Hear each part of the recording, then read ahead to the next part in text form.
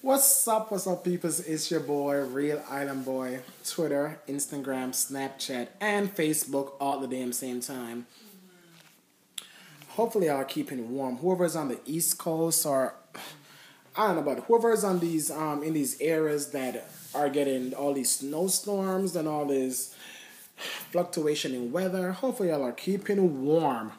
I'm like, today it's like 41 degrees, but it feels like 20.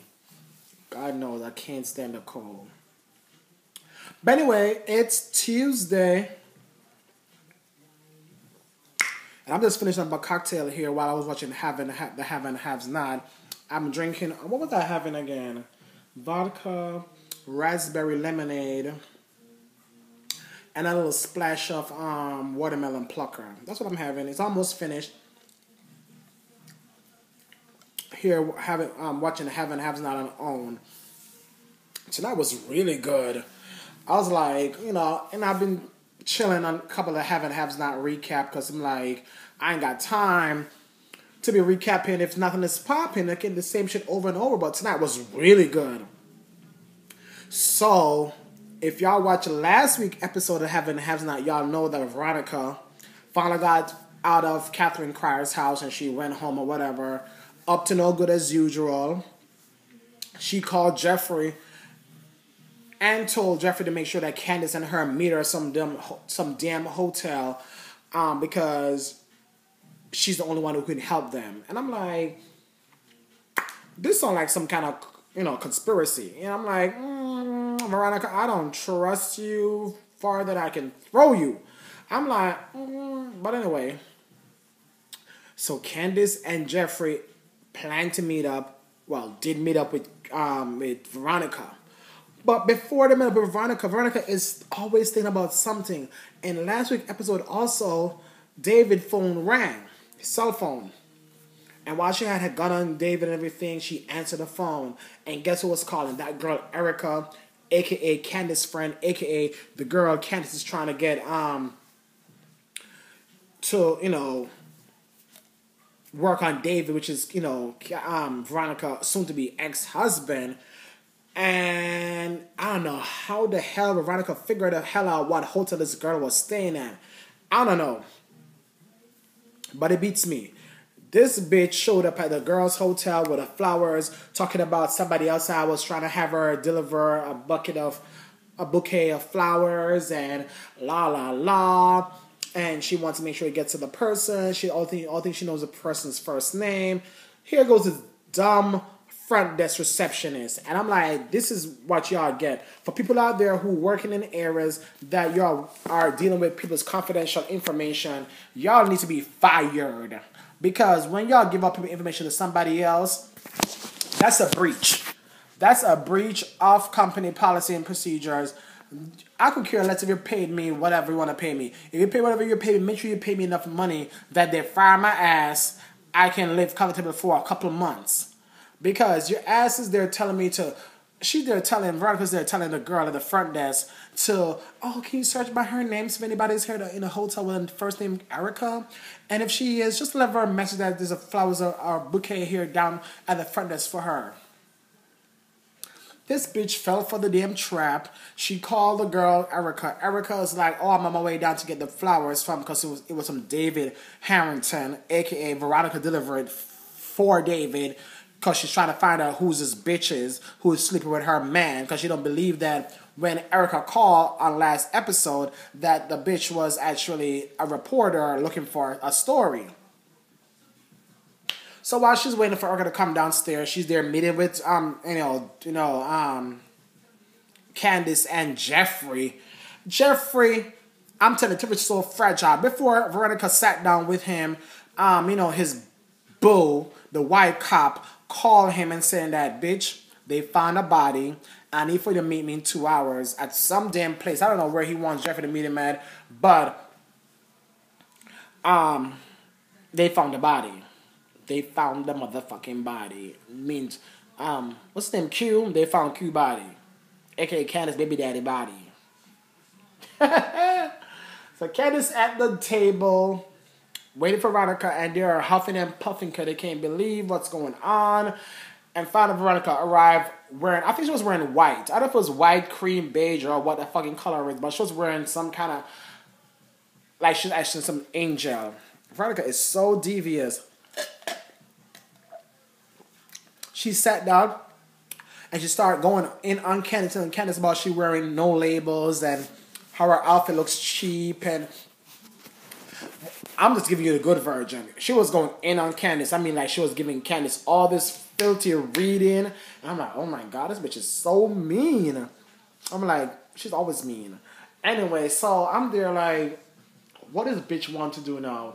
Okay, we know that she wants Jeffrey to marry that old dumb girl because she's so-called pregnant. I saw the girl a couple episodes back. I'm still haven't seen this girl with no pregnancy belly. How you pregnant for like 2 seasons now and we still don't see no belly? So, I want to know what else Veronica wants out of all of this. She wants to help, so she want to help Jeffrey, and if she's helping Jeffrey, she's end up helping Candace because they're both in on this, killing, Q together. Anyway, so while she just sitting down and digging information about Jeffrey and Candace was not even budging, but Jeffrey's so easy to get something from when. Anyway, he told his mother that they stabbed him. He told his mother multiple times. Also told his mother he's buried in the backyard. I'm like, this fucking fool told his mother every damn thing. Candace was bits and pieces and putting, saying what she want to say. But in the long run, based on what Veronica says, and based on what Candace told her that the horse is on foreclosure, and blah, blah, blah. Long story short, Veronica made a point to say that if the house foreclosed, if they found anything on the property after the property was foreclosed, that means that it will be like immiscible or not accepted in court as evidence. So she wanted Candace and Jeffrey to pay her $1 as retainer's fee to be their lawyer.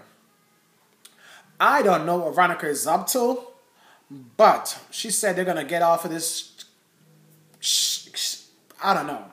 Veronica has something up her sleeve. She's going to use the whole house on the foreclosure and whatever they found on the property after that time, or during that time, or after the foreclosure time is their property, blah, blah, blah, and they can be used in court against Candace and Jeffrey and all this stuff. But I'm like, why are you doing it all, Veronica? Veronica, why are you doing all of this?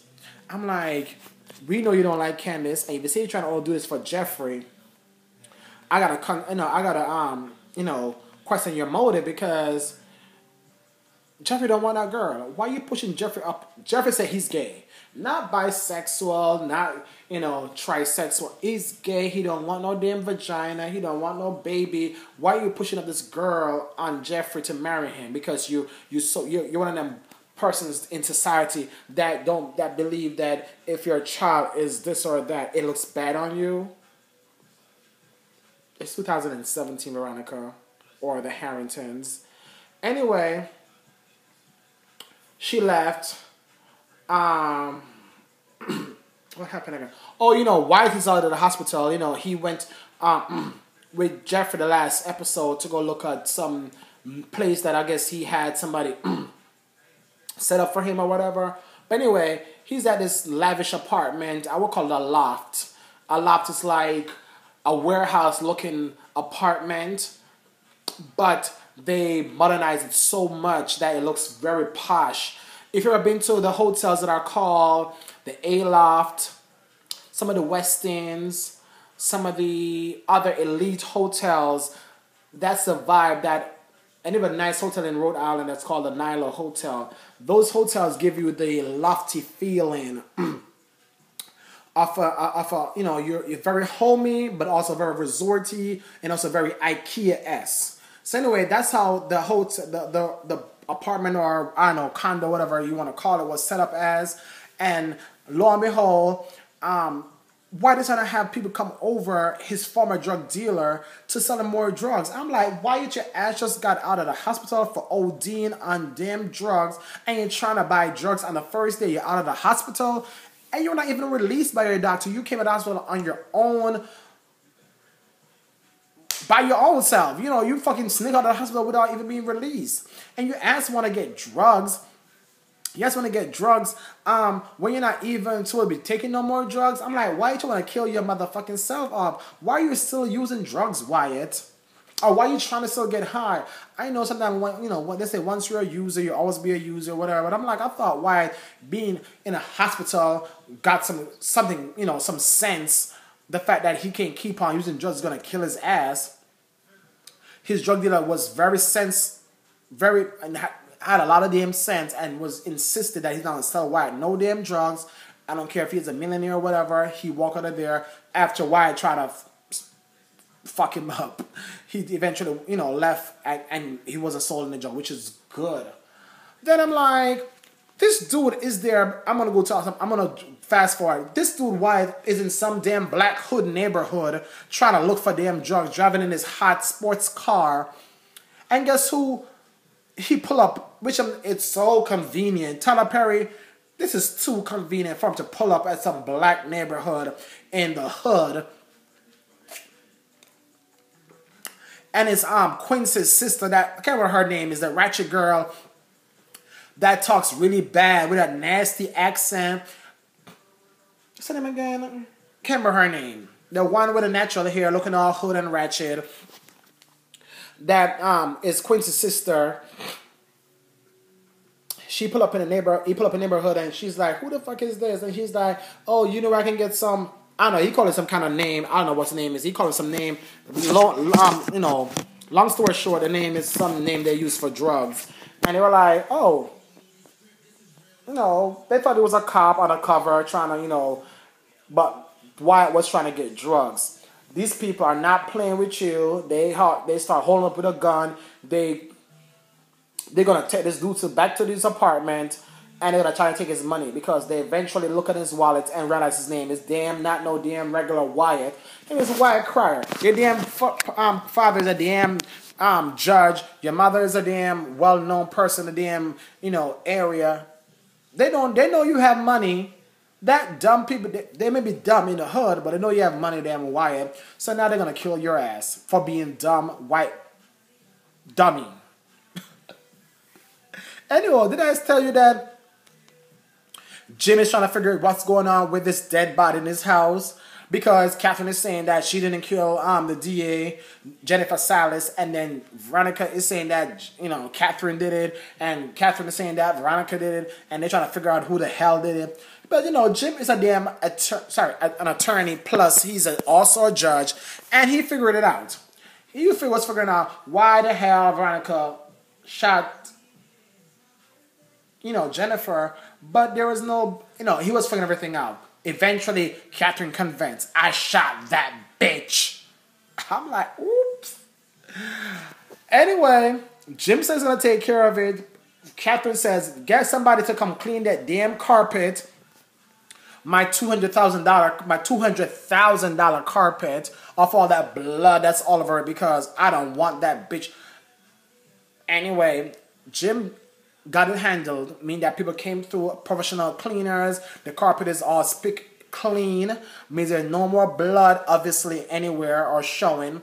The body is also removed. So David came over the house and he was like, where's the body at? He was like, oh, some lady, I can't remember what her name is. Some lady that they have some little, dealings with, gonna take care of it, where they're gonna have the body go back to Jennifer Salas' house. Some dude that came out of jail for some kind of crime is gonna be planted with, I guess, clothes and some stuff at his house that is for Jennifer. And once the house that Jennifer where Jennifer lives, they're gonna put the house in flames, gonna burn the house down, and then I guess some of the boys, the guy who they're planting the stuff at house, gonna. Anyway, they're trying to plant the evidence in somebody else's premises, some other ex-felony. sorry, some of the ex-felon, so to look like, you know, obviously Catherine or Veronica had nothing to do with it. So we'll see how that eventually plays out. Because we know it's not just going to go down easy like that. The DA body got burned up in the flames and some, you know, dude that got out of jail, probably the one who did it. They're going to have something else that come back right around to them, and we see how that plays out. Anyway, Hannah and, I forget his name. Drinking too much. Hannah and Benny was chilling in the what I call a Motel 6. You know what? I'm not even downplaying. Let me not call it Motel 6. Some Motel 6 are, you know, are cute. I'm not gonna say Red Roof Inn or Motel 6 because those are kind of upgrading their brand to be more than just a little shack. This motel or stay in place that Benny and Hannah is staying at with her grandson. I don't know what kind of place this is. Anyway, while he was there chilling, you know, his friend, his tow truck partner is in jail for, you know, violating the, you know, the court order. And he called Benny and said, Benny, War is out of jail. War is out of jail because he don't know how we got out, but he's out of jail. So warn Candace or find Candace and Candace now because, you know, War knows that. Well, he obviously thought that Candace set him up. But while he was in jail, white dude told him that he was the one who planted the drugs in his car. Child, he didn't even know that War was going to get out of jail, and War got out of jail before him. So I don't know how that would eventually play out, but War is out of jail, and Benny is trying to find Candace to let Candace know that War is out of jail, and we now got to be up on our P's and Q's because he's trying to kill your ass. Because remember, he thought you had a lot of dealings in with him getting the drugs planted in his car and all that dumb shit. I'm telling you, this Heaven Have Not is getting so damn juicy. I can't wait for next week's episode. Next week, we're going to see more of Veronica going over to the Erica's hotel. Not even going over. Sorry, back up. David called Erica to say what's up and blah, blah, blah. Erica told David that thanks for the flowers. It was like, I didn't send you no flowers. Oh my God, they would figure out that Veronica sent her the flowers, put it outside, because like probably, you know, he had maybe some tracker or something on a device or a camera or something in the damn flowers. By the time she's there putting outside the damn front door, Veronica is at her door. So next week we're going to see what happens when Veronica confronts her and find out why you're sleeping with my man or my husband. Erica's trying to downplay it and said, you know, she thought she was getting a divorce. It's all over the media or records were filed. You know, Veronica's still like so obsessed with want to be married to David and David's bitch. This marriage is over. So we're going to see how that plays out. We're going to see Q's sister and Wyatt over the lofty apartment talking about as soon as he wake up, they're going to go to the bank and get all his money out of the damn bank.